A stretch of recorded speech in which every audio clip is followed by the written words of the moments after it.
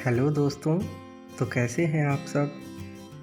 अब तक हमने मुग़ल साम्राज्य के लगभग सभी महान शासकों के बारे में जान लिया है। Now let's start the last part of Mughal empire. इस पार्ट में हम छठे मुग़ल शासक औरंगजेब और द लेटर मुग़ल एरा के बारे में चर्चा करेंगे। तो चलते हैं। मुग़ल साम्राज्य के अंतिम शक्तिशाली व महान शासक औरंगजेब, जिनका शासन 1657 ईस्वी से लेकर 1707 ईस्वी तक रहा। औरंगजेब ने मुग़ल सम्राट बनने के लिए अपने ही भाइयों दारा, शुजा और मुराद से युद्ध लड़ना पड़ा। मुग़ल सल्तनत की गद्दी के लिए शाहजहां के बेटों ने 29 मई 1658 ईस्वी को समुद्रगढ़ की लड़ाई लड़ी। समुद्रगढ़ की लड़ाई प्रमुख तौर पर दारा शिकोह, जो कि शाहजहां का बड़ा बेटा व सल्तनत की गद्दी का प्रबल दावेदार था, और औरंगजेब के बीच लड़ी गई। इस युद्ध में औरंगजेब ने दारा शिकोह को कड़ी शिकस्त दी और उसका सिर कलम कर खूनी दरवाजे पर लटका दिया। और इस युद्ध के बाद औरंगजेब 31 जुलाई 1658 को आलमगीर की उपाधि धारण कर मुग़ल सल्तनत की गद्दी पर काबिज हुआ। औरंगजेब को दरवेश या जिंदा पीर भी कहा जाता था, क्योंकि यह इस्लाम धर्म का अक्षरशः पालन करता था। औरंगजेब ने इस्लामिक शरिया के नियमों के मुताबिक लगभग पूरे भारत पर राज्य किया। उसका शासनकाल 49 वर्षों तक रहा। औरंगजेब की क्रूर नीतियाँ या दमनकारी नीतियाँ भी कह सकते हैं। उसने 1663 ईस्वी में जजिया कर को फिर से लागू कर दिया। इससे पहले अकबर ने इस कर को समाप्त कर दिया था। 1664 ईस्वी में सती प्रथा पर पूर्ण पाबंदी लगा दी। औरंगजेब ने संगीत, नृत्य और किसी भी प्रकार के वाद्य यंत्र पर पूर्ण प्रतिबंध लगा दिया। वह इसे इस्लाम के खिलाफ मानता था। औरंगजेब ने फतवाए आलमगीरी को लागू कर दिया। इसके तहत गैर मुस्लिम को जबरन मुस्लिम धर्म अपनाने के लिए मजबूर किया जाता था। औरंगजेब ने सिखों के 9वें गुरु तेग बहादुर की हत्या करवा दी। आपने शीशगंज साहिब गुरुद्वारा का नाम सुना ही होगा। यह पुरानी दिल्ली के चांदनी चौक में स्थित है। इसी स्थान पर औरंगजेब ने गुरु तेग बहादुर की हत्या करवाकर उनका सिर कलम कर दिया था।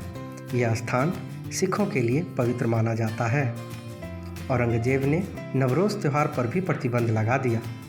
औरंगजेब अपने पिता की तरह वास्तुकला का शौकीन नहीं था, फिर भी इसके शासनकाल में कुछ प्रमुख वास्तुकला का निर्माण किया गया था। इसने मोती मस्जिद का निर्माण कराया, जो कि दिल्ली के लाल किले में स्थित है। इसने अपनी पत्नी दिलरास पानो बेगम की याद में महाराष्ट्र के औरंगाबाद में बीबी का मकबरा बनवाया। औरंगजेब की मृत्यु 1707 ईस्वी में हो गई और इसे महाराष्ट्र पुणे से सटे अहमदनगर में दफनाया गया।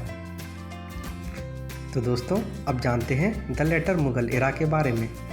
इस एरा का शासन वर्ष 1707 ईस्वी से 1857 ईस्वी तक रहा।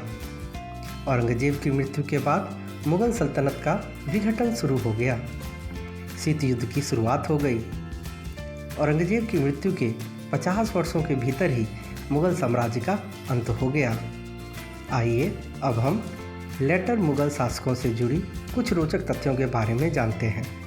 अहमद शाह, इन्हें रंगीला कहा जाता था। ये राजा कम, अय्याज ज़्यादा थे। इन्होंने 4000 रानियां रखी थी।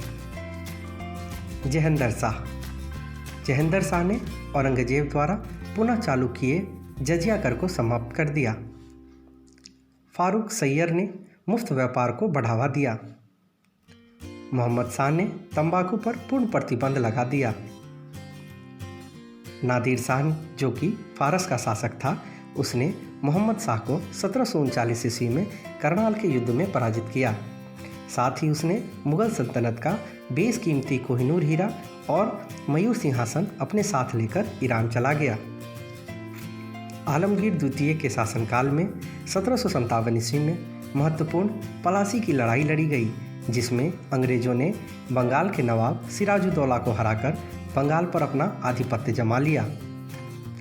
शाह आलम ने अंग्रेजों की बढ़ती मनमानी को रोकने के लिए बंगाल के नवाब मीर कासिम अवध के नवाब शाह आलम द्वितीय के साथ मिलकर 1764 ईस्वी में बक्सर का युद्ध लड़ा।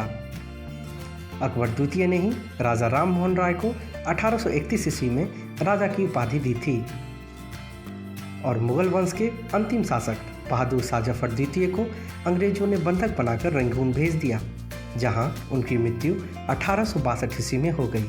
इस प्रकार मुगल सल्तनत का अंत हो गया। तो दोस्तों, अगर आपको वीडियो पसंद आया तो सब्सक्राइब और शेयर करना ना भूलें।